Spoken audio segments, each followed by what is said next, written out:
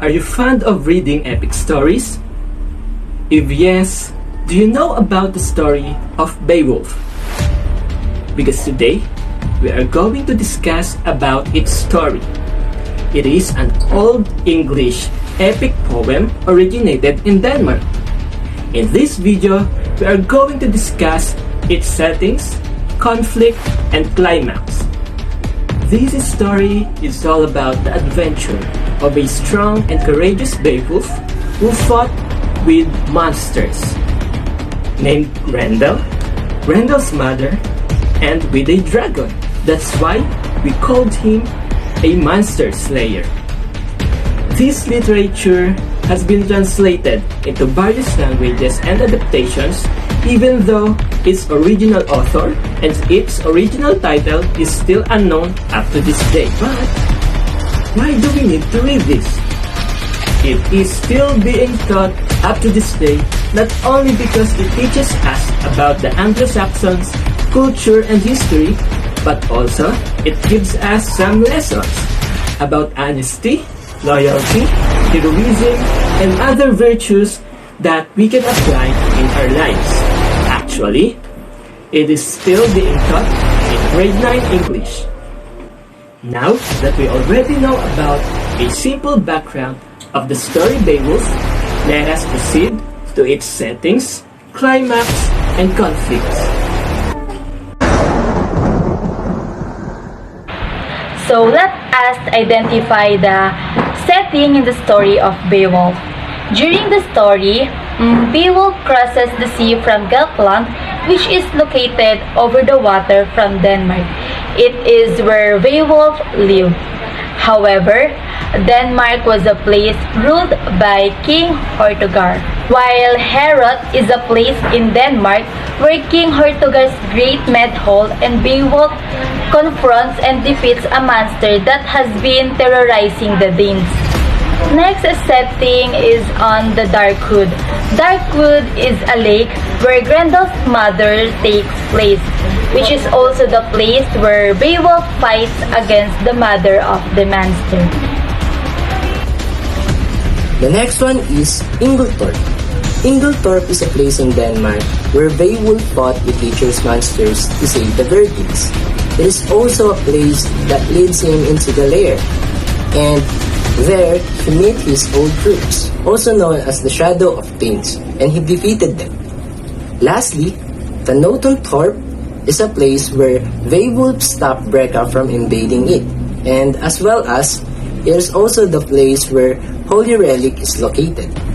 Talking about the internal conflict, it took place in Beowulf's mind and was motivated by his belief in God along with his self-doubt, as well as his desire inside that pushed him to kill just for the fame and the recognition from the people.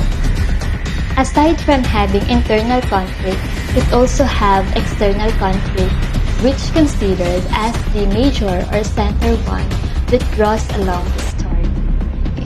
First, Grendel's dominance of Hrothal.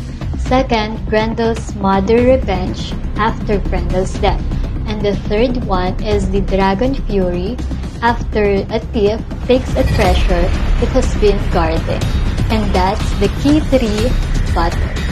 And the central battle of this story is the close-knit warrior and the numerous threat that threatens the border. The quick motion all started when Beowulf, our main character, had a battle with Grendel. So he won against his battle with Grendel, and it caused rage to his mother. So it didn't end there. And the climax of the story happened when the king of England, Beowulf, had to defend his king against this deadly giant dragon. He bravely faced this challenge. He initiated the fight by offering the horn that symbolizes greatness. He threw it into the lake, and the person that stands there turned into a giant dragon. The dragon turns out to be Sand despite knowing about their relationship. He didn't stop the battle against the dragon.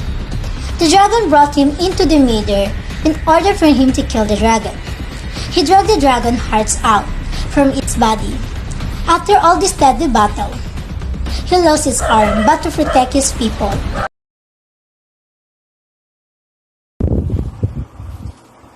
to sum up our presentation, this heroic poem, Beowulf, exhibits the required strength in different aspects to be truthfully considered as a hero.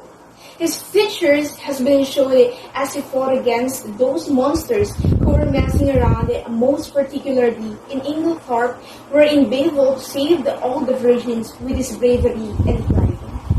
Throughout his journey, Beowulf never failed his people who were trusting him to assure that they were harmlessly guarded. Although there were some portions in the story whereas Beowulf showed his weakness as a man, still, it did not lessen his heroism for his constituents.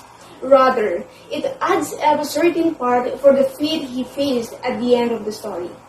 From the dawn of the story up to the denouement, Beowulf's attributes remain consistent. His courage to wrestle with those monsters, specifically his battle with his own son, shows it all. Indeed, Beowulf becomes an inspiration not just because of his heroism and those acts of helping the lives of innocent people, but as well as due to his pride to take how the Lord God dictated the ending point of his life momentously.